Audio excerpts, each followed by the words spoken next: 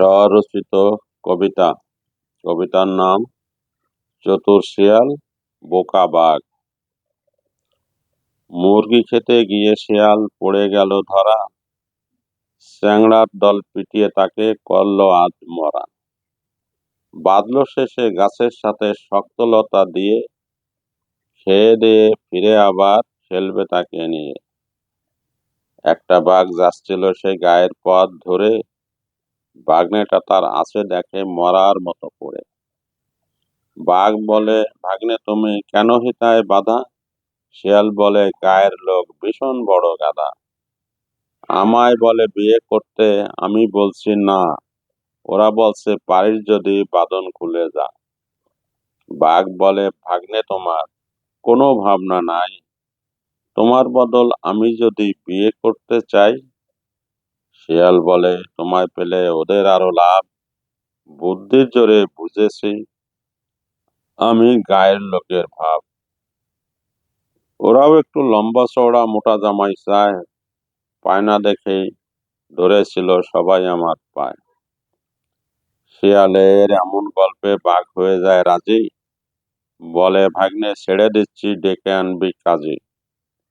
বোকা বাঘ জলদি করে খোলে লতার দড়ি, নিজের গলায় হাতে পায়ে বাঁধে তড়ি ঘড়ি।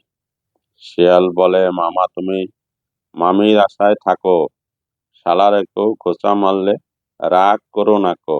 বাঘ বলে, ভাগ্নে আমি অত বোকা নই, বন জঙ্গলে চলতে গিয়ে কতই আঘাত সই। বিয়ের সময় শালা শালির খোঁচা বড় মজার, এই বয়সে এইটুকু কি বাকি আছে বোঝার।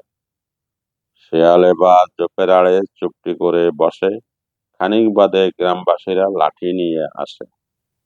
বাঘ দেখেই পিটায় তারা, কেউ ফেলে না দম।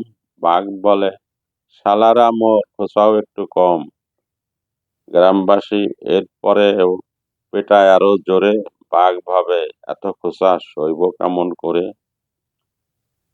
হালুম বলে মারল শেষে এমনই এক লাফ, লতার বাঁধন ছিঁড়ে ভুঁড়ে হয়ে গেল সাপ। বাঁধন ছিঁড়ে লম্বা দৌড়ে জোপের কাছে গেল, জোপের গাছে গিয়ে বাঘ ভাগ্নের দেখা পেল। শিয়াল বলে, এ কি মামা, কোথায় গেল মামি? বাঘ বলে, মামির চেয়ে আমার জীবন দামি, ওরা বড় বেশি খোঁচায়, যেতাম আমি মরে, বিয়ে শাদীর ভাবনা ভুলে তাই এসেছি সরে।